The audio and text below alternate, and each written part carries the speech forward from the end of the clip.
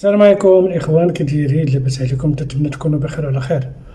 أطلق الاتحاد الدولي لكرة القدم التصنيف العالمي لمنتخبات كرة القدم داخل القاعة للمرة الأولى في تاريخ اللعبة، حيث احتل المنتخب المغربي المركز السادس عالميا، في حين تتصدر البرازيل التصنيف الدولي.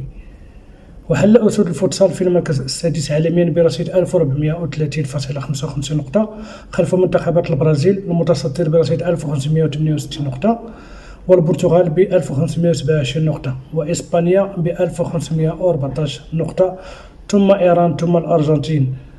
إليكم التصنيف العالمي الأول اللي صدرته الفيفا هذه الأيام.